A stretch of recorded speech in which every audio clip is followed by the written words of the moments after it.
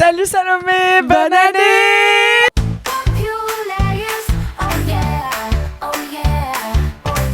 On est très très très heureuse de vous retrouver dans cette année 2026.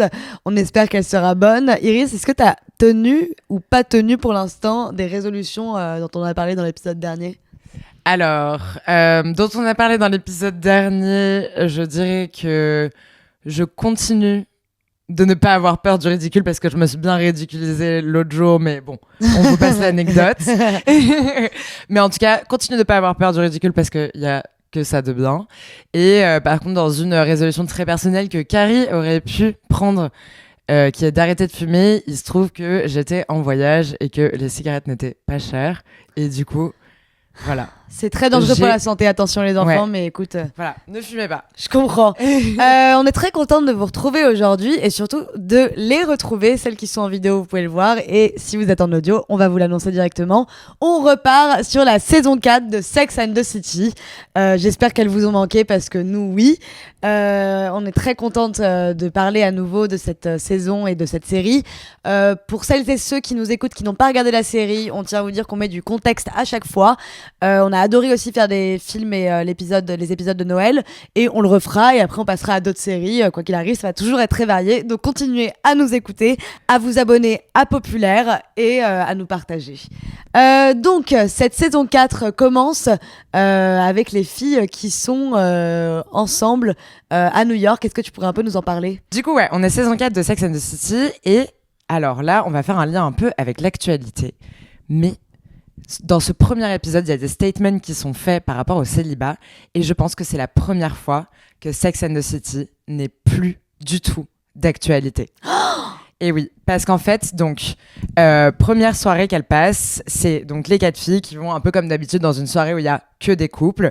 Et Miranda fait un peu des vannes aux couples, elle essaie un peu de les entertain. Et Carrie, en sortant, dit à Miranda, mais pourquoi t'as été comme ça ? T'as été trop bizarre, genre faut se tenir, on est avec des couples de Manhattan, etc. C'est ça, elle était en mode genre, bah ouais, moi je vois personne d'intéressant, je vois que des mecs nuls, ouais. Ouais, exactement. Elle est en mode et toi les couples sont en mode et toi tu vois quelqu'un, elle est en mode, moi je vois que des gars poubelles. Enfin, d'ailleurs si vous connaissez un gars qui veut me jeter à la poubelle, prenez-le et tout. Donc Carrie est hyper embarrassée et elle lui dit mais pourquoi tu te comportes comme ça avec des couples, faut se tenir et tout. Et Miranda elle est en mode non mais c'est bon, enfin en mode on est célibataire, on fait ce qu'on veut, etc. Et en gros, elle dit cette phrase où Carrie lui dit non mais tu peux te comporter comme ça dans les soirées où on est célibataire mais pas dans les soirées de couple. Et Miranda lui dit mais Carrie, on est les seuls célibataires, peu importe où on va. Et en fait, là, Carrie est en mode ouais bon c'est vrai. Et en plus de ça, elle dit un truc qui est cool, Miranda. Elle dit et de toute manière, moi j'ai envie de les faire rire parce que tous les couples que je croise et les hétéros, ils sont chiants. Et là, si vous avez suivi un des grands points d'actu de 2025, ouais. Oui pardon, mais un phénomène mondial, c'est il y a eu plein de papiers partout, c'est que en fait le nombre de couples qui auraient dû se créer dans les 10 dernières années a drastiquement baissé sur une moyenne de 30 pays riches, tu vois. Et donc, les médias cherchent des explications, etc.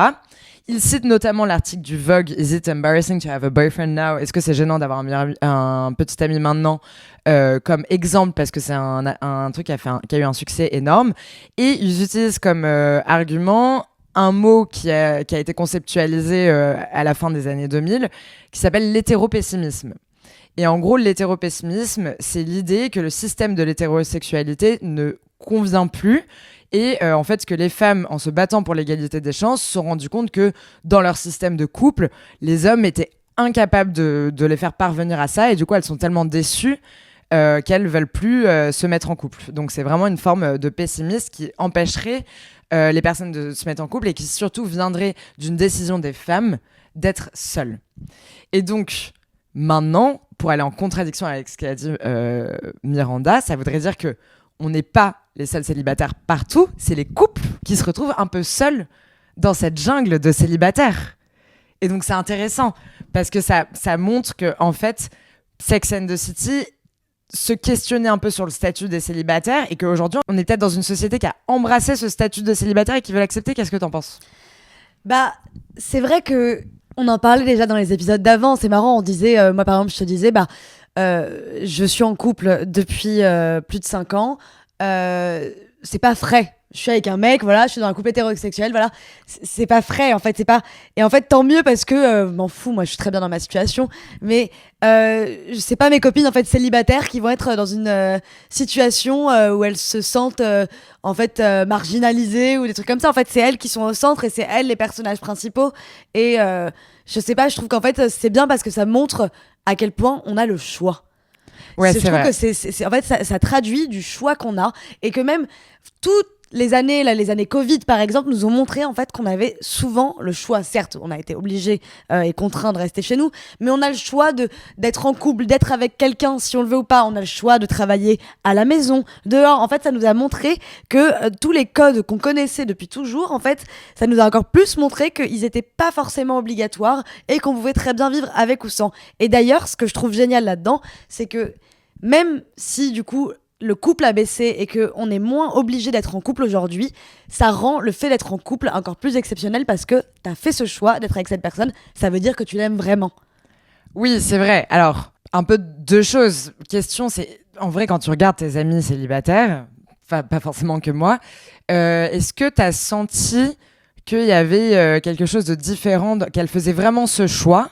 Ou est-ce que tu as senti que juste elles ne trouvaient pas parce qu'elles étaient déçues? Est-ce que c'est un choix contraint parce que, un peu comme l'hétéropessimisme, il est lié du coup à l'idée que ça va être forcément décevant et du coup j'y vais même plus? Ou est-ce que c'est un choix de je suis bien seule, pas je suis mieux seule, je suis bien seule et ce n'est pas ma quête?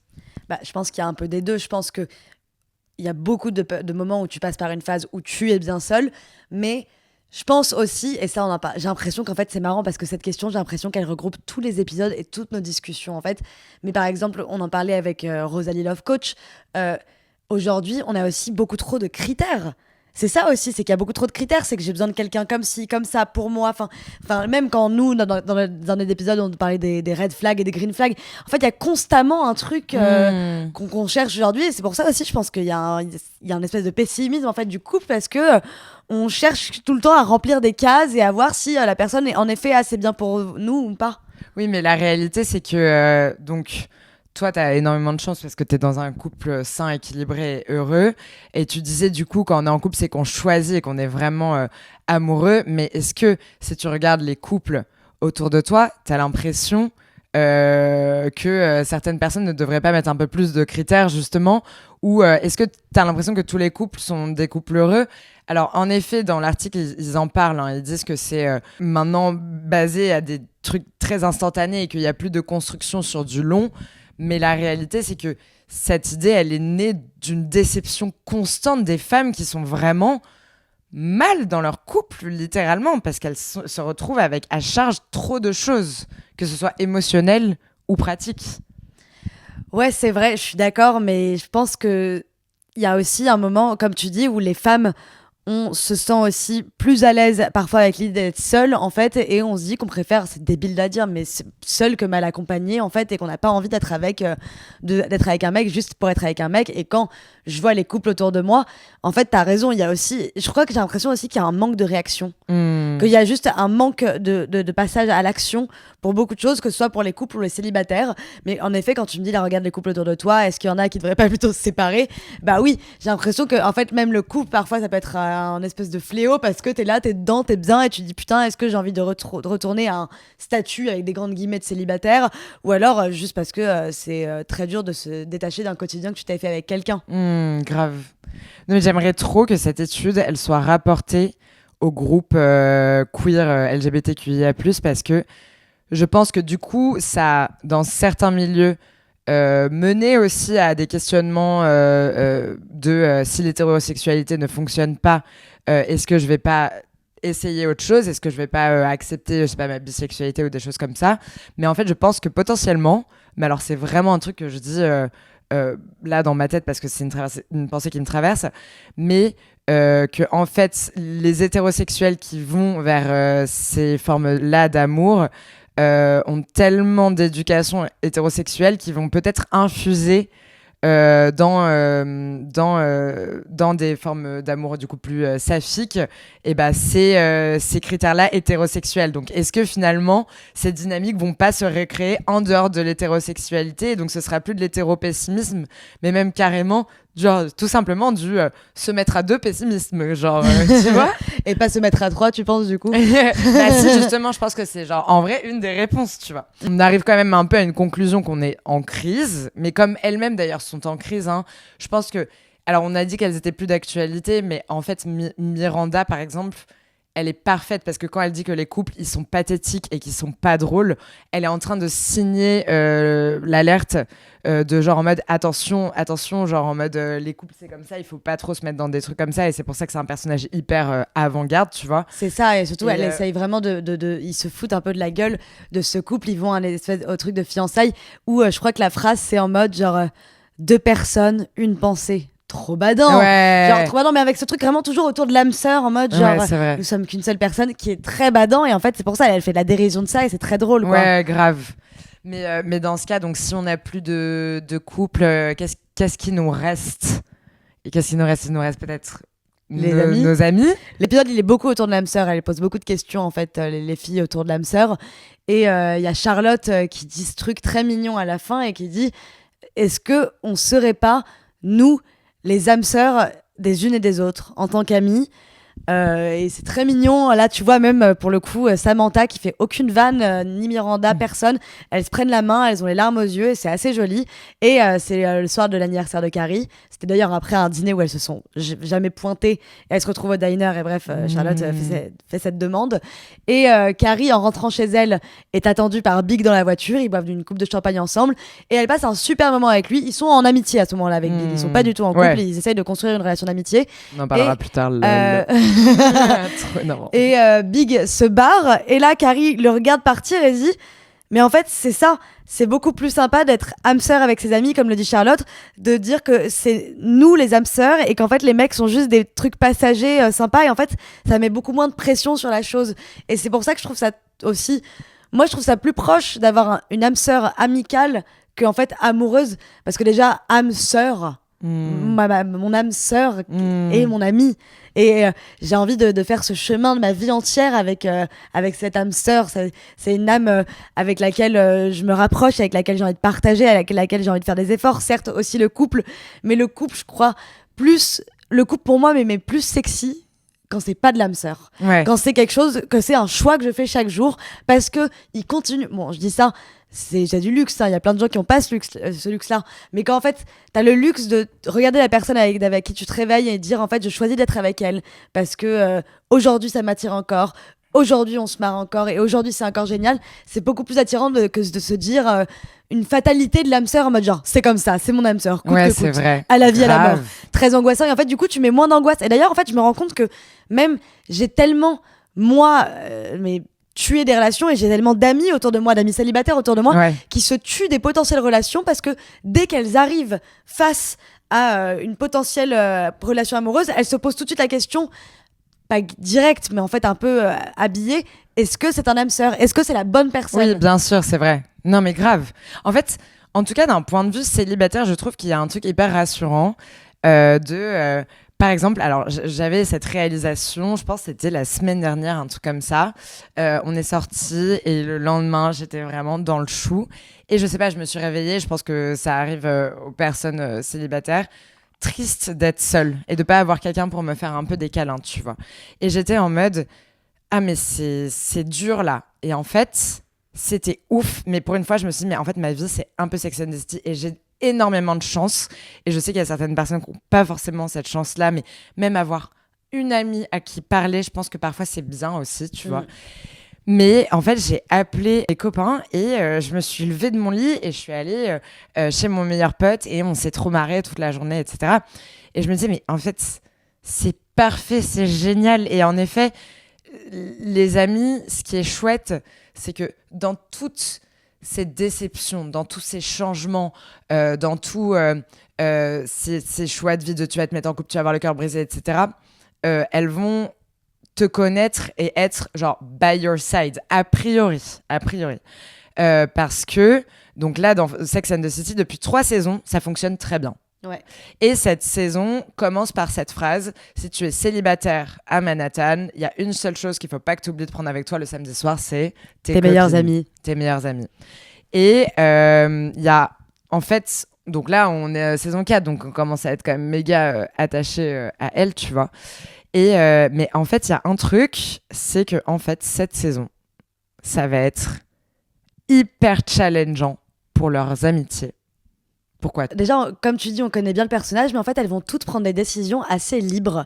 Et en fait, un peu indépendantes. C'est ça, assez indépendante et tout un peu se juger. Donc, par exemple, en fait, Samantha, la saison commence avec une relation homosexuelle pour elle. Et en fait, elle prend cette liberté, du coup. Elle a une relation avec une artiste brésilienne. Elle décide de tenter de ces deux choses très nouvelles déjà pour Samantha. C'est du coup la relation homosexuelle et la relation, en fait, en elle-même. Les deux sont très nouveaux. Et elle le dit à ses copines. Et ses copines, par exemple, vont être limite un peu énervées. En fait, elles vont croire en fait que Samantha, elle fait ça plus pour se défiler, plus pour encore faire quelque chose d'un peu choc, pour un peu encore toujours un peu les choquer en fait. Et elle, je sais pas, je vois un peu aussi de la jalousie de cette prise de liberté déjà. Ouais, je pense que en amitié parfois c'est très dur de voir une amie s'émanciper et changer, parce que justement, comme on disait tout à l'heure, tes amis c'est peut-être un peu tes âmes sœurs et t'as besoin de les garder près de toi quoi qu'il arrive et de les voir faire des choix que tu ne reconnais pas. Et bah parfois ça fait un peu peur, alors que peut-être que parfois le couple, enfin ça dépend, tout ça est un peu relatif, mais peut encourager un peu plus le changement et le fait de tester d'autres trucs et tout, alors que l'amitié, en tout cas, là dans Sex and the City, dans cette saison 4, elles arrivent pas trop à gérer. Et c'est même pas... Là, elles ont une réaction qui franchement est genre aux limites en vrai de l'homophobie, tu vois, la lesbianophobie, mais c'est pas ça. En effet, c'est exactement comme tu le dis. Il y a un truc où c'est compliqué d'accepter que Samantha est différente. Parce que je dis pas qu'elles ont elles aussi envie de sortir avec des filles, hein, qui sait peut-être, et le futur va bien nous montrer qu'en fait, potentiellement chez certains personnages. Un autre truc de jalousie qui est d'ailleurs, du coup, c'est Carrie qui a la pire réaction. Et en fait, dans cette saison, en effet, c'est ça qui prouve que c'est de la jalousie face à sa liberté. Samantha, elle va aussi avoir d'autres histoires, etc. Tout d'un coup, Carrie qui riait tout le temps aux blagues de Samantha, qui était trop en mode dès qu'elle faisait des blagues de cul, Carrie elle était, tu vois, la première à rigoler, Randa un peu rigolé, Carrie complice justement, et Charlotte a été un peu choquée. Et là Carrie elle fait la mijaurée en mode mais tu me gênes, genre par exemple à un moment elle parle du fait que justement elle a essayé un god ceinture avec sa meuf à une soirée. Et Carrie lui dit attends, c'est ma soirée là, déjà parle pas de ça. Donc déjà on en a déjà assez parlé, mais Carrie elle fait un move vraiment encore hyper autocentré, mais surtout c'est limite que ça la gêne de ouf qu'elle soit en train de parler d'une god ceinture à une soirée. Enfin elle fait vraiment c'est très hypocrite. Elle n'accepte, Karine est complètement en opposition face à la liberté de Samantha. Ouais, c'est très hypocrite je trouve, alors qu'en plus dans l'épisode d'après elles vont parler de pratiques encore plus précise, je vais pas rentrer dans les détails. Il y avait une autre chose dans cette dynamique d'amitié, c'est que donc Charlotte commence à réessayer d'avoir sa relation de mariage avec Trey. Ça se passe d'ailleurs mieux. Elle commence à prendre plus d'espace. Elle se lance dans la grande décoration de leur énorme appartement sur Park Avenue. Désolée, ça me fait mourir de rire ce genre de truc. Mais de manière très bourge, elle se met en compétition toujours avec la mère de Trey qui prend beaucoup trop de place, Bunny. Et donc à table avec les filles au brunch comme tous les week-ends, là elle leur dit bon, est-ce que je peux changer de sujet, quand Carrie essaye de parler de sa relation avec Aidan, et dit bah en fait voilà, je songe à arrêter mon métier, je songe à arrêter de travailler. Qu'est-ce que vous en pensez? Il y a un peu un blanc à table. Ouais, les filles ont une réaction, en fait ça les choque. Bah oui. Bah ça les choque, c'est tout d'un coup c'est un peu l'étape d'après quoi. On sait que Charlotte a toujours voulu se marier, être une mère de famille, etc. Mais comme on disait tout à l'heure, c'est tout d'un coup elles prennent des décisions pour elles-mêmes, de gagner elles-mêmes en indépendance. Et là, Charlotte prend une décision qui est un changement de vie, qui pourrait même... C'est une décision qui fait que, genre, en mode limite, tu ne connais plus ton amie, parce que quand tu l'as connue, elle voulait être une businesswoman, elle voulait, c'était son rêve d'ailleurs, on le voit quand elle fait passer des entretiens, ouvrir sa propre galerie. Elle est un peu un truc où tout d'un coup tu te dis mais en fait peut-être que je ne connais plus vraiment cette personne, tu vois. Ouais, Toi, mais tu réagirais comment si une amie te dit qu'elle veut plus travailler? Bah en fait, j'ai la même réaction que toutes, j'ai l'impression. Déjà, Samantha, elle dit un truc très vrai, elle dit fais attention à ce que tu fais, que ça te prenne pas, que ce soit pas une petite lubie qui dure 2 secondes en mode ah tiens, je vais arrêter de travailler parce que tu risques de le regretter. Les filles qui attendent, elles ont 22 ans et elles ont la niaque. Donc en fait, tu vas te faire remplacer en 2 secondes. Ça voilà, ton job il va pas t'attendre. Et je serais très inquiète parce que surtout Charlotte comme qui refait l'appartement de Park Avenue qui est là vraiment en fait c'est la quintessence du bourge en fait c'est la quintessence de la bourge et elles disent attention qu'on te voit pas en fait passer tes journées à être dans les petits ateliers de poterie alors que t'as 30 ans Charlotte et genre Carrie dit d'ailleurs je suis dans la rue et que je te vois à travers la vitre de ces ateliers de poterie bah en fait je continue ma route enfin fais attention en fait ne deviens pas un cliché en fait de toi-même parce que Charlotte c'est un truc qui est un peu annoncé depuis le début de la série c'est ce qu'elle veut elle veut ça mais en fait quand tu deviens un cliché de toi-même c'est assez dangereux. Bah non mais c'est ça et en plus au-delà de ça particulièrement sur le sujet du travail il y a un peu un truc où c'est quand même 4 filles qui mine de rien même si elles sont un peu dépendantes affectives qu'elles passent leur temps à parler d'amour et tout c'est des businesswomen, c'est des working girls et elles ont gagné leur indépendance. C'est ça. Elles ont et en fait, tout d'un coup, bon même si Charlotte elle a signé un prenup où a priori elle aura 1 million si elle divorce, donc ça va, genre ça ira bien Charlotte, genre c'est pas de problème. Mais travailler, c'est continuer d'avoir des relations sociales en dehors de ton couple, en dehors de ton mari. Et par ailleurs, du coup, Charlotte, dans cette quête, se met à inviter d'autres copains à dîner, etc., qui sont des familles. Et tu sens que c'est pas des personnes avec qui elle se marre. En vrai, les autres amis de Charlotte, ils sont genre pas gauleries. Elle essaie de copier des gens qu'elle voit, en fait, sans trop se poser de questions, alors que les enfants sont insupportables à table.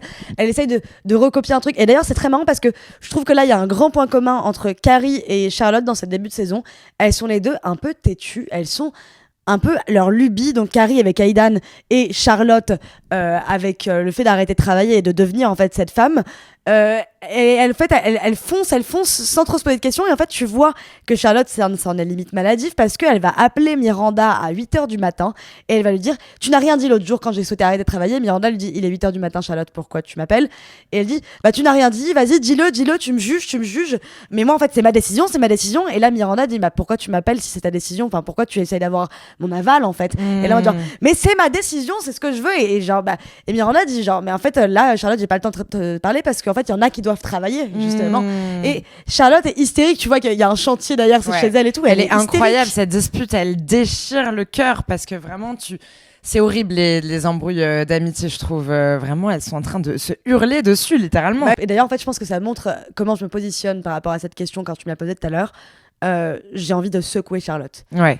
Miranda, je trouve qu'elle se comporte parfaitement dans ce truc. Ouais, grave. Mais j'ai envie de secouer Charlotte et de lui dire mais en fait mais réveille-toi là, t'es en train de foncer dans le mur Charlotte parce que c'est pas ce que tu veux, c'est pas normal. Il y a un signal d'alarme, c'est qu'elle leur dit au brunch et Trey a suggéré que je pourrais arrêter de travailler. Ah oui. Et en fait ça c'est un truc qui est hyper important dans ce dialogue, c'est qu'en fait c'est lui qui lui a ouvert cette porte et évidemment du coup elle le considère etc mais non et d'ailleurs ah oui peut-être que tu voulais en venir à là il y a un peu un truc où du coup pour se justifier elle va être en mode mais je vais trouver une cure pour lutter contre le sida tu vois et genre Miranda elle est en mode mais bien sûr enfin en gros tu fais partie genre de rien et même elle, quand elle fait passer des entretiens, tu sais, elle va dire à la meuf, elle lui dit, moi j'ai une question à vous poser, pourquoi vous quittez ce job de rêve?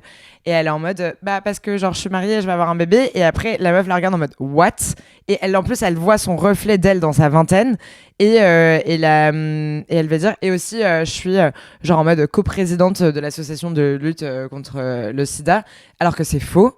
Et en fait, elle dit qu'elle va tenir ses décisions juste pour se mettre en opposition à ses amis, mais en fait elle est en effet en lutte intérieure et je pense que oui, ses potes elles font bien de lui faire la sonnette d'alarme, tu vois. Ouais, alors que c'est un truc qui va la rendre foncièrement malheureuse quoi, en fait. C'est exactement. Pas quelque chose de pas bien. Et du coup après il y a l'autre réaction qui va être bonne, ça va être les filles elles vont réagir assez durement face à Carrie qui veut se remettre avec Aidan. Donc on en parle tout de suite. D'un autre côté, voilà, il y a Carrie en fait qui fait un move complètement Carrie aussi dans cette saison. Son ex Aidan ouvre un bar avec l'ex de Miranda, Steve. Carrie, pour la première fois depuis leur rupture, voit Aidan qui a les cheveux courts, qui est plus beau, qui est encore plus épanoui, plus successful. Et bien sûr, qu'est-ce qui va se passer? Elle va vouloir le récupérer, mais elle va être complètement mais obsédée par l'idée de le récupérer. Donc voilà, elle va se dire que c'est le truc qu'il faut absolument faire. Elle va essayer de lui courir après, elle va organiser une soirée avec lui. Voilà, elle va aller en bas de chez lui, il va descendre, elle fait mais je ne comprends pas, pourquoi tu veux pas, mais je comprends pas. Et là, Aidan va lui hurler dessus, lui dire mais en fait, tu m'as brisé le cœur. Et là, Carrie fait un move tellement Carrie. Elle le regarde, elle fait et là, elle se barre en courant. Genre. Et je suis en mode genre, mais oui, meuf, Cette putain. petite course là qu'on voit. Oh là genre, là, c'est mec, tellement ça me rend dingue. Je suis en mode genre, mais putain, tu peux pas prendre tes responsabilités. En fait, je trouve aussi que cette saison montre quelque chose, c'est à quel point ils sont immatures. À la fois, par exemple, Big est immature au début de la saison parce que, alors qu'ils ont une relation amicale, il va être attiré par Carrie au moment où elle va se faire draguer par d'autres mecs devant lui, quand elle va avoir une histoire avec le jazzman, par exemple. Ou alors, Carrie va absolument avoir envie d'un truc avec Aidan parce que il n'est pas disponible et que, enfin, pas qu'il n'est pas disponible, mais parce qu'il est bien, parce qu'il est guéri, parce que du coup, il est plus séduisant et c'est ça qui est trop bizarre. Ah oui, mais d'ailleurs, en plus, qu'à un moment, donc, elle dit qu'elle veut se remettre avec Aidan. Et Miranda, elle lui dit, donc elles sont en train de bruncher, et Miranda, elle lui dit, mais enfin, meuf, t'as même pas pensé à lui pendant 6 mois, tu vois, ça fait quand même 6 mois qu'ils sont plus ensemble. D'ailleurs, je suis étonnée qu'elle a pas été hyper attirée par lui quand elle l'avait croisé et qu'il était avec une meuf, mais parce qu'elle voyait Big. Elle voyait Big, mais non, mais ça parce que là, c'est parce qu'il ouvrait son truc et qu'il était bien, quoi. Ouais, il était en mode genre successful et machin, mais tu sais, elle lui dit genre en mode, il t'a même pas manqué. Et là, vraiment, Carrie, mais genre, elle nous ment, mais droit dans les yeux. Elle est en mode, bizarre. Mais si, il m'a manqué tous les jours, il m'a tellement manqué. Je suis en mode, non, girl, genre littéralement, c'est ça. On l'en a parlé genre dans les épisodes avant, fin saison 3, il t'a pas manqué. Mais en T'as plus, eu le hic de malade. En fait, c'est ok. Quand moi j'ai vu ça, je me suis dit, soit il y a un problème un peu dans le scénario, et je me suis dit, en fait, c'est pas possible qu'il y ait un problème dans le scénario de Sex and the City. Ouais. Soit, en fait, soit en gros, le scénariste et la réal essayent de m'avancer trop, faire rapidement un comeback Carrie Aidan, et c'est trop rapide, et moi, j'en ai pas envie.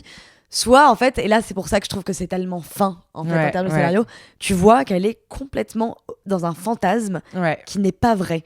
Il n'est pas vrai, elle lui a pas vraiment manqué, elle se fait juste un peu chier, voilà, elle a décidé de jeter son dévolu sur Aidan. Comme on disait tout à l'heure, genre, tu sais, elles sont toutes les quatre dans des trajectoires. Et en fait, Carrie, là, cette saison-là, tu sens que vraiment, elle arrive plus à trouver sa place ou son rôle dans la société, quoi. Genre, elle est vraiment perdue et du coup, tout ce qui lui reste, c'est genre, bon, il faut absolument qu'elle soit en couple, mais elle en a même plus vraiment envie et du coup, elle va aller chercher son ex. De toute façon, on en a déjà parlé, c'est la pro du recyclage d'ex, tu vois. Mais il y a un truc aussi où, genre, elle est un peu obsesse en mode, il lui plaît pas. Ouais, c'est ça, je trouve qu'il lui plaît pas, c'est un peu bizarre. Il y a un autre truc de scénario auquel on croit pas, mais en fait, là, quand t'as dit que c'était très fin, je pense que c'est un peu un truc. Donc, Aidan, quand même, finit par accepter. Il lui résiste pendant littéralement une demi-heure. Et d'ailleurs, pourquoi Aidan a déménagé à une rue de Carrie? Et en fait, je ne sais pas. En fait, Aidan est clairement pas du tout passé à autre chose, mais on en vient dans 2 minutes. En fait, même Aidan et Steve sont devenus BFF. Genre, en 6 mois, déjà, ils ont construit tout un resto et tout, etc. Bref. Ouais. Genre, en mode, ils ont fait soi-disant le plafond en bois en 6 mois. J'y crois pas une seconde, je sais pas pourquoi. Ouais. Mais en fait, cette amitié, pour moi, en effet, qui n'est pas crédible, c'est simplement la traduction que en fait, eux deux, ils se sont rassemblés parce qu'ils n'ont pas oublié ces meufs-là qui sont en soi inoubliables. En fait, le truc, c'est que Aidan, à la fois, on sent du coup qu'il a pas oublié Carrie parce qu'il s'associe avec Steve, etc.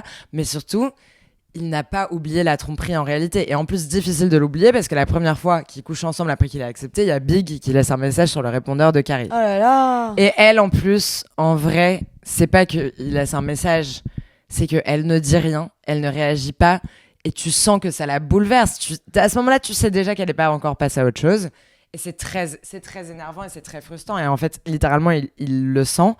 Mais au-delà de ça, en fait, Aidan... Elle va dire, je vais avoir un rôle de bad girl quoi qu'il arrive, parce qu'en gros, lui, il se met un peu à draguer la serveuse avec qui il était. Il veut se venger. Et en fait, il est littéralement à la fois gentil, parce qu'il peut pas s'en empêcher d'être gentil, parce que c'est Aidan, mais il est dur avec elle et il va encore plus la plonger dans ce mauvais rôle au fur et à mesure de la saison. Et en fait, ça ne peut pas fonctionner. La cassure était trop grosse. j'ai l'impression que parfois, la cassure est telle que réparer, c'est très compliqué. Qu'est-ce que t'en penses? Bah, en fait, c'est très bizarre parce que on voit qu'il a été traumatisé et c'est normal qu'il ait été traumatisé, Aidan, de la relation de Carrie et Big qui continue en fait à évoluer alors qu'il était en couple avec elle. Mais là, ils veulent pas en parler en fait. Et ça, c'est pour ça que même si c'est bateau à dire, la communication, c'est toujours en fait la clé. Parce que là, ils en ont jamais parlé et ils veulent faire comme si ça n'avait pas existé. Donc en effet, quand ils sont en train de coucher ensemble et que Big laisse un message, Carrie le dit le lendemain au déjeuner avec ses amis, elle dit... Et on n'a rien dit, on n'en a pas parlé, on a fini de coucher ensemble. Déjà, c'est bizarre, on a continué, on a fini. Déjà, c'est un peu bizarre, qu'est-ce que ça veut dire de continuer à avoir un acte sexuel alors que tu entends la voix de l'autre. En fait, ça montre à quel point il participe encore au couple, à quel point il est là dans le couple. Bien sûr. Et en fait, ils disent rien et ils s'endorment chacun de leur côté du lit. C'est genre... Aidan va commencer à être injuste avec Carrie sans raison. Par exemple, elle va essayer de l'embrasser le matin, il va être en mode « Bah, faudrait que t'ailles te laver les dents, en fait. Bah, il va commencer à lui lancer que des pics. Et Carrie pose cette question qui est hyper intéressante, c'est est-ce que on peut pardonner quand on ne peut pas oublier? On ne peut pas supprimer quelque chose de sa mémoire. Est-ce que c'est possible de pardonner quand tu te souviens parfaitement de ce que la personne t'a fait? Je pense que beaucoup ont des relations différentes au pardon. En revanche, je pense... Moi, par exemple, je suis quelqu'un qui pardonne en vrai assez facilement. Mais parce que d'ailleurs, c'est un peu une question d'estime de soi. Et en fait, je pense que Aidan, qui a de base une bonne estime de lui... Non, c'est pas quelqu'un qui peut pardonner. C'est quelqu'un qui a certaines valeurs et certains principes qu'il pardonnera pas. Alors que Carrie, elle est déjà passée à autre chose. Pour elle, c'est insignifiant. Bah c'est normal, c'est elle qui a fait mal. Oui, mais ce que je veux dire, c'est qu'elle se l'est pardonnée à elle-même parce qu'elle a même pas considéré que c'était si grave, je pense. Elle dit « I would never do that again to you ». Jamais, jamais. Et tu sens qu'il n'y a pas de conviction parce que tu t'en rappelles comment elle est. Genre après, elle est voir Big, tu vois. En fait, et ça revient à cette question d'obsession de elle le veut, mais elle le veut aussi parce que tous les deux, ils ont en fait oublié. Et quand t'es plus avec la personne, t'es dans le fantasme de ce qu'elle était. Quand tu te remets avec la personne, t'essayes absolument de transformer comment t'étais parce que t'as pas envie qu'il reste sur la dernière image de toi. Donc en fait, tu vas être encore plus performatif et un peu plus bizarre. Mais surtout, il y a un peu un truc de... C'est souvent, quand tu te remets avec ton ex, etc., c'est possible. Je pense que ça peut fonctionner. Mais la réalité, c'est que ça s'est terminé pour une raison. C'est ça. Et quand t'es allé jusqu'à terminer une relation, pas forcément là dans le cas de la tromperie de Aidan et Carrie, mais en fait, souvent, on a tendance à oublier ce qui allait mal dans un couple, tu vois. Bon, attends, vous savez quoi? Je vais vous le dire. On va vous le dire. En vrai, on va leur dire. Ouais, on va leur dire. Désolé, là, genre, vraiment, si vous entendez cet épisode, j'ai passé au moins 3h30 de montage dessus parce qu'on fait que avoir des fous rires depuis tout à l'heure. En fait, on n'arrive pas à arrêter un fou rire. Je pense qu'on aurait dû se calmer, mais on fait trop continuer la conversation. Ouais. Et c'est horrible. Donc là, on ne se regarde plus. Pour les Donc auditeurs, voilà, avec Salomé, on est presque dos à dos. Donc si vous me voyez vraiment toute rouge et tout, c'est vraiment, on fait que avoir des fous rires. Je ne sais pas pourquoi. J'ai l'impression d'avoir 12 ans au collège. Je ne peux pas rigoler. Je suis morte de rire. Je suis trop contente. On a une surprise la semaine prochaine. Ouais. On sera encore du coup sur le début de la saison 4, mais avec une approche très très très particulière parce qu'on sera avec une New-Yorkaise. Et oui, une petite Carrie Bradshaw. C'est le seul indice qu'on vous donnera. Mais Ouais. beaucoup de points communs avec elle. Merci beaucoup de nous avoir écoutés et on se retrouve la semaine prochaine pour le prochain épisode de Populaire. Et bonne année encore une fois. Bisous.